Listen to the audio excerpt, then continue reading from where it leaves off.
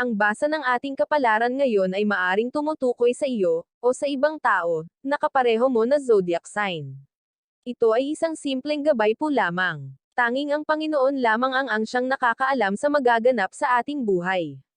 Gawing gabay at libangan lamang. Tagalog Chinese Horoscope, November 27, 2023. Year of the Rat.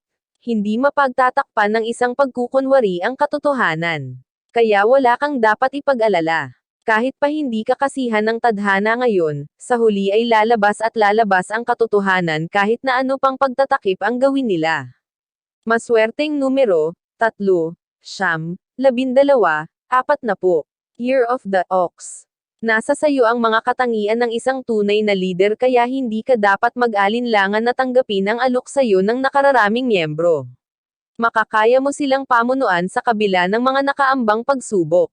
Maswerteng numero, 18, 32, 35, 56. Year of the Tiger. Higit kaninuman ay ikaw ang nakakaalam kung ano ang mas makakabuti para sa iyong mga anak kaya huwag kang mabahali sa gagawin mong pagpapasya. Walang magagawang buti sa iyo ang mga sismosa sa paligid mo. Maswerteng numero, 7, 16, 23, 25. Year of the Rabbit. Ang inaakala mong pagkakataon na hindi na darating sa buhay mo ay magaganap ngayon. Hindi mo na ito inaasahan kaya naman labis ang pagkabigla at sayang mararamdaman mo. Hindi mo na mapapansin ang problemang iniinda. Maswerteng numero, 10, 21, 27, 38. Year of the Dragon. Magiging mapalad ka sa araw na ito dahil sa isang tao na malapit sa puso mo.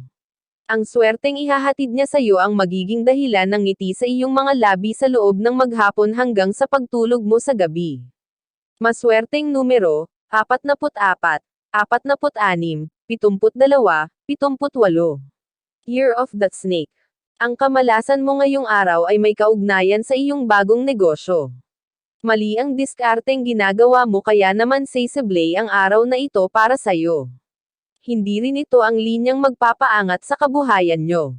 Maswerteng numero, 11, 21, 30, 50. Year of the Horse. Mag-ingat sa mga pagkaing kinakain. Dapat kang maging mapanuri at maging health conscious dahil malapit ka ngayon sa mga karamdaman na ang pagmumulan ay maruming pagkain at hindi masyadong lutong pagkain. Maswerteng numero, 25, 33, 47, 65. Year of the Sheep. Kung alam mo nang mali ang iyong ginagawa ay dapat mo na itong tigilan. Maniwala ka sa good karma at bad karma. Kung ayaw mo na maranasan ang huli ay gawin mo ang una. Hindi mo na dapat hintayin pa na madama mong mabuti ang pagkakamali. Maswerteng numero, 18, 24, 26, 34. Year of the Monkey. Malapit nang magwakas ang iyong paghihintay sa isang malaking biyaya kaya hindi ka na dapat mainip pa. Ang katatagan na ipinakita mo nitong mga nagdaang araw ay sapat ng dahilan para mapasayo ang inaasam mo.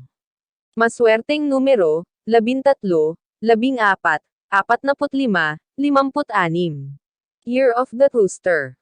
Isang tao mula sa iyong nakaraan ang magbabalik, subalit hindi para maging bahagi ulit ng buhay mo kundi para ipaalala sa iyo ang obligasyon na halos nakalimutan mo na dahil sa mga bagong kaibigan na pumasok sa buhay mo. Maswerteng numero, 35, 38, 50, 60. Year of the Dog. Makakaramdam ka ng takot dahil muling mananariwa sa iyo ang multo ng iyong nakaraan. Hindi mo na ito gustong maalala subalit sasagi ito sa isip mo nang hindi sinasadya dahil sa isang bagong kakilala na may kinalaman dito. Maswerteng numero, 20, 31, 54, 66. Year of the Pig. Isang magandang araw ito para sa'yo.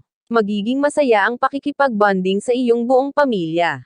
Ngayon mo lang ulit mararanasan ang tunay na saya ng buhay nang hindi nakaharap sa internet at mga kaibigan sa social media. Maswerteng numero, 55, 68, 69, 73. Iyan ang Tagalog Chinese Horoscope. November 27, 2023. Maraming salamat.